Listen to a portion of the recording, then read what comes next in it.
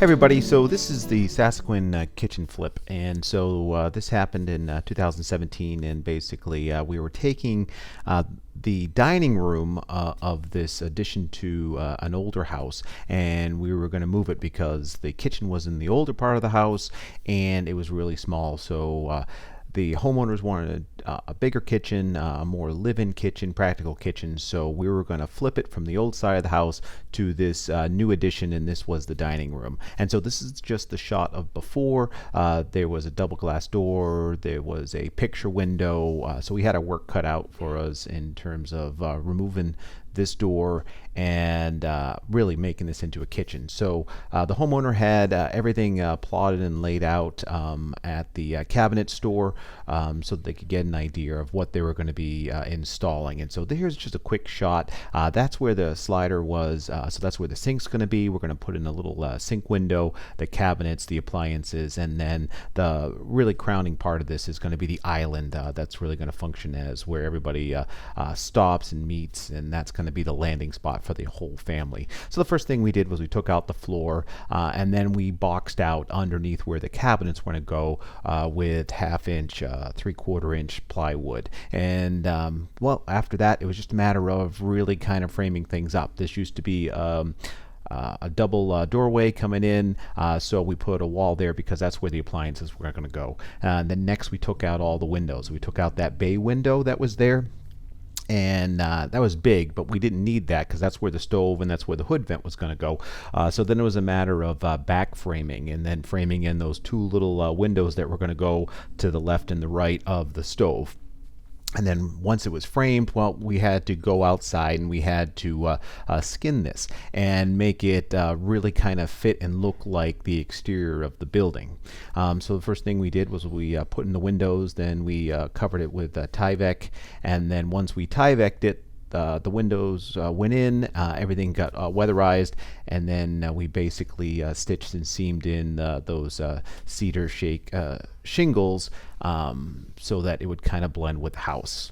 And then we had to do the same thing on the other side where that double doors were, and then that led out onto a patio. So we had to remove those double doors, and then once we removed it, well, we had to back frame it, and then we had to skin it, and we had to get it ready for that sink window that was going to go in there. So this was pretty easy to do with the back framing. It was all 2x4 construction.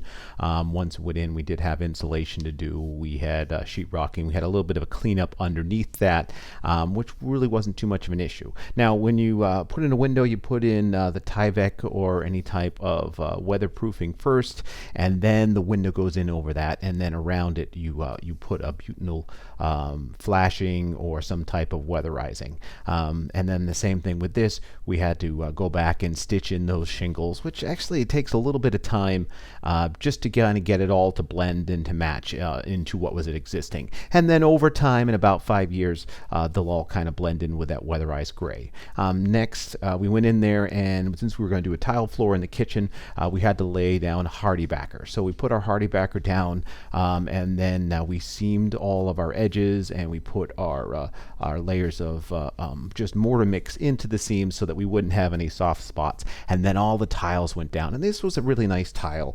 This was a long narrow tile. It had a wood grain to it, and so they went in really nice and pretty easy. When you're dealing with long tiles like this, you really have to make sure the floor is solid underneath because there's such inflection points to it. So then once the tiles were down, then it was time to start putting the cabinets in. So were under the gun a little bit. We just had to get the drywall behind the cabinets and then paint it, and then the cabinets went in because as soon as they went in, they had to measure it for a template in order to get the marble cut. And so that was our next big milestone. So we got everything in here that we needed with the base cabinets, and then you can see a little sample of the marble tile right there. And then the tile cutters came in, and once they came in, then they did a whole template on top of it, And then once that template was there, well, they took it out, and then it was about 2 weeks for them to cut the tile. So that's why we were rushing to get these in, just so that they could take their time, and then we would be on schedule for this. So as you can see, everything was painted, and then we're planning on doing a backsplash behind all the countertops. So that's why you saw that backer board there instead of drywall. So that just was where the tile was going to go. And then here's a really clear impression of the template that they made, and this was for the kitchen island. So the kitchen island was a number of different cabinets that were being put together. So there was a little bit of back framing they had to do, and then some skinning just to kind of make it look like it fit in with the rest of it. So that was just one custom piece that we had to do and make, and then we trimmed it over and then put all the panels on there. Those little blue tabs, that's a support for the countertop, which is going to lean over there. And then what was really nice about this is that they had a built-in wine cooler that was going in there, and then some wine bottles. So it was really well designed by the cabinet people. Now that we had that done, it was time to put in all of the high cabinets. And so we leveled it out with a 2x4. We went across and we just started putting all of the cabinets in. And we had some really odd looking spaces just because of venting and things that have happened, and so that was going to get filled in later with the molding and little pieces of fascia boards that we did have. And this is just kind of an overview of that. You can see the windows in there. We've got the whole plan in. Then the hood fan is getting spaced out, and we still have to cut the hole for that vent to go through the wall. But we were just basically getting everything in there.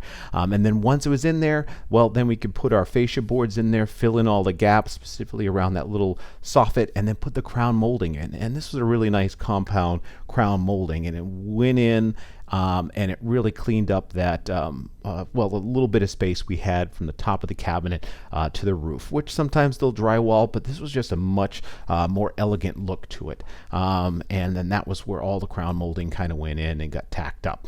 And so now that we had those in, well, we can move on to really our finishing work, like the trim around the window. So this is the kitchen sink window. This is just kind of the rough in.